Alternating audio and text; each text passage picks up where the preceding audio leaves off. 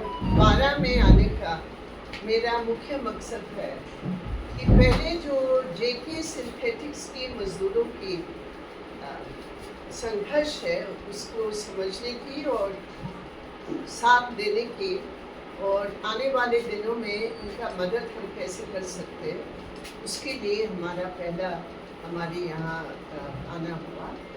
और दूसरी बात, सहयोग के बीच में 12 जिला में हम लोगों की कल बैठक हुई, जन सुनवाई के रूप में हुई, तो वो एक बात थी। तो ये दोनों मीटिंगों के लिए हम यहाँ कोटा में, आज भी हमारा एक सेमिनार है लोकतंत्र बचाओ वाला सेमिनार, उसमें भी मैं आज शामिल रहूँगी।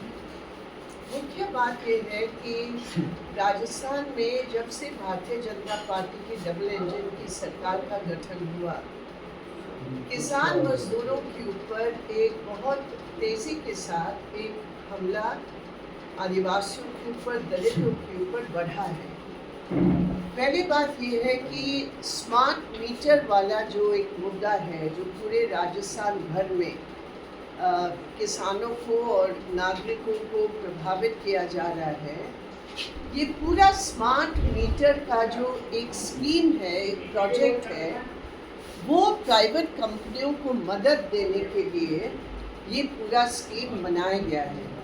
अब आप ही सोचो कि एडवांस में आपको पैसा देना पड़ेगा, आपका बिजली का बिल बाद में आएगा, बिजली आता है या नहीं आता है वो अलग बात है, उसकी कोई गारंटी नहीं है, लेकिन वो बिजली आए या ना आए उससे पहले आपको पैसा जमा करना पड़ेगा। ये तो बिल्कुल गलत है और सीपीआईएम ने इसका देश भर में विरोध किया है। और मुझे बहुत खुशी है कि राजस्थान में हमारे पार्टी की पहल से ये स्मार्ट मीटर लूट मीटर है, इसके संबंध में हमारा पूरा संघर्ष चल रहा है। बहुत सारी जगह पर किसानों ने स्मार्ट मीटर लगाने के लिए मना करने वाला संघर्ष को तेजी से बढ़ाया, उसका हम समर्थन करते हैं। दूसरी बात यह है, जो राजस्थान के अभी जो आंकड़े सामने आ रहे हैं कि महिलाओं के ऊपर जो अत्याचार की संख्या बढ़ती जा रही है, ये भी एक बहुत बड़ा चिंता का विषय है। अभी हमारी महिला संगठन में काम करने वाले हमारे साथियों का एक सम्मेलन हुआ और उसमें भी इन्होंने ये तय किया कि ये जो अत्याचार की घटनाएं बढ़ रहे हैं उसके खिलाफ हमारा एक बड़ा संघर्ष अभी हम लोग जिले जिले में कर रहे हैं। अभी हम कोटा की बात पर आते हैं। हमें तो ये उम्मीद थी कि कोटा के माननीय सांसद बिरला जी है, जो इस देश के बहुत बड़े पद पर स्पीकर है,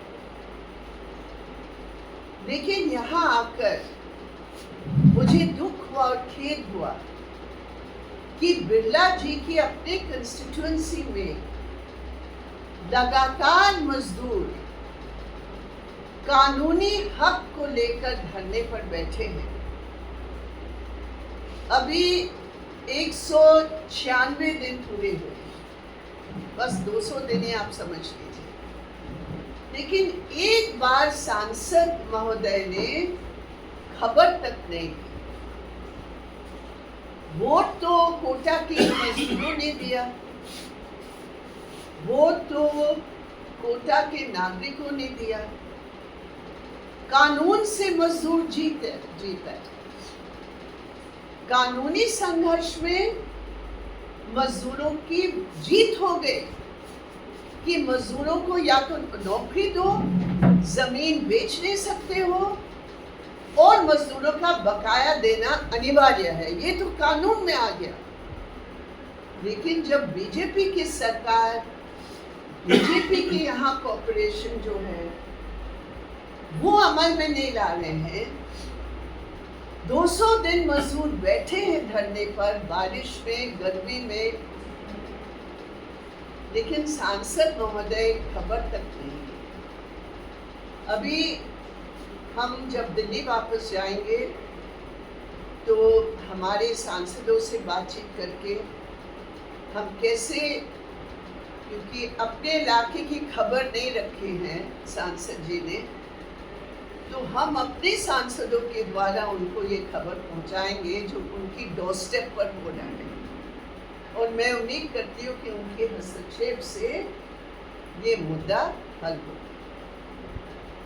दूसरी बात, हम बारां में गए।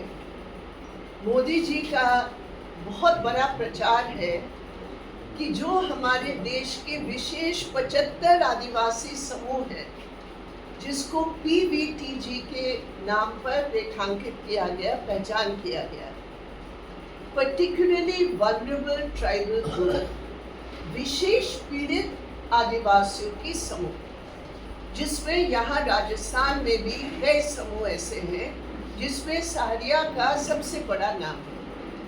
हम वहाँ जाकर देखें कि जहाँ हक है फॉरेस्ट राइट्स एक्ट के तहत, वहाँ MLA चुने हुए, वहाँ लोकल जो लोग हैं, प्रशासन और फॉरेस्ट डिपार्टमेंट हजारों बीघा का लूट करवा रहे हैं।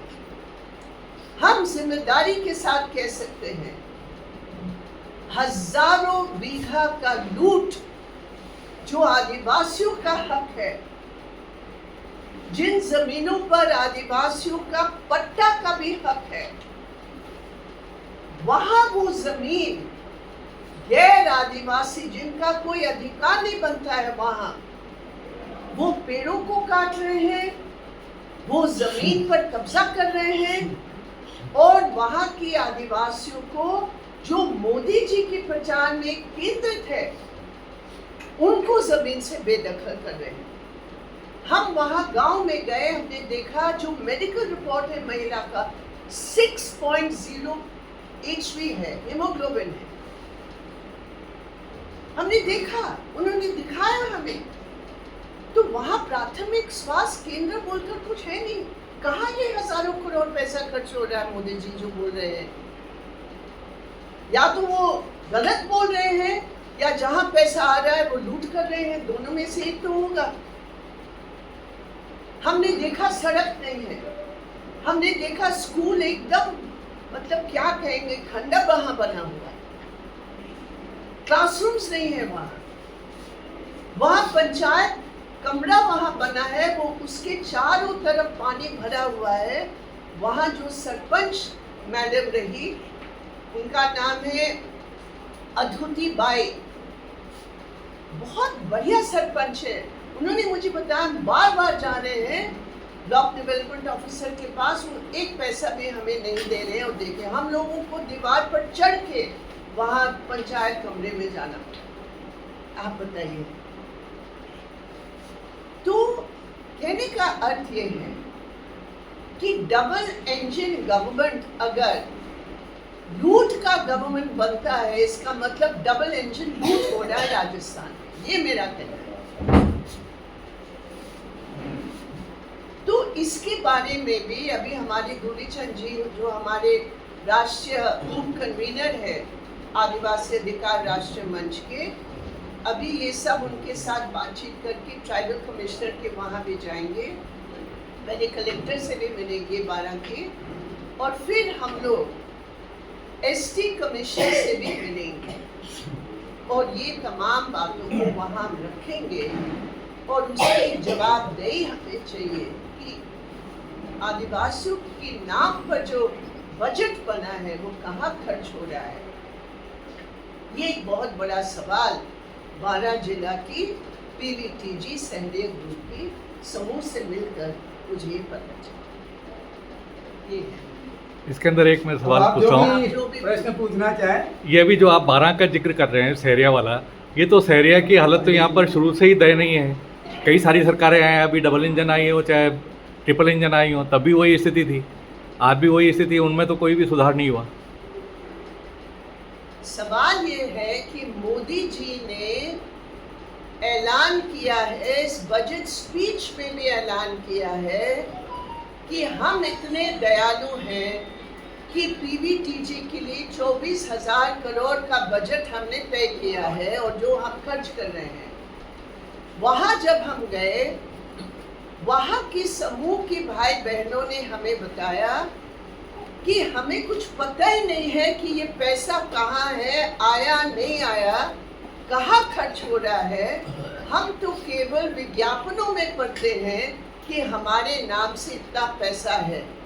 तो सवाल इस बात का है, या तो आप कहिए कि हम तो पुरानी सरकार जैसे हैं, ठीक है, फिर आप दावा कर रहे हैं कि हम ये दे रहे हैं, और वहां जो हम जाकर जन सुनवाई के आधार पर, मेरे पास वो पूरा रिपोर्ट है, फॉरेस्ट राइट्स एक्ट का एकदम खुलेआम उल्लंघन वहां भी। और मैं दावा के साथ कहती हूँ, अगर कोई भी मीडिया के साथ ही वहां जाना चाहेंगे दुनीचंद के साथ, वहां उनकी कमरे में सड़ रहे हैं फॉरेस्ट राइट एक्ट की जो क्लेम्स है, बंडल बंडल वहां पड़े हुए हैं। ये है कानून की इज्जत, ऐसा होता है क्या डबल इंजन सरकार की लीडरशिप की? ये मेरा सवाल। अभी वहाँ पर एक बहुत बड़ा प्रोजेक्ट लग रहा है जिसमें लाखों पेड़ कटने का है। वैसे तो 1 लाख से कुछ ज़्यादा ही बता रहे हैं जो गवर्नमेंट के स्तर पे है, लेकिन वैसे एक अनुमान है भी, कई एनजीओ वगैरह ने भी वहाँ पर जो किया है, यही शाहबाद के अंदर ही, जहाँ आप शहरिया इलाके में गए हैं, ग्रीन एनर्जी के नाम पर पेड़ों को काट के वहाँ उसमें करीब 4 लाख से ज़्यादा पेड़ कटने का अनुमान है जो एनजीओ एक तरफ हम दावा कर रहे हैं कि क्लाइमेट चेंज का हमारे देश का एक सबसे अच्छा रिकॉर्ड है कि हम कार्बन सिंक को बढ़ा रहे हैं।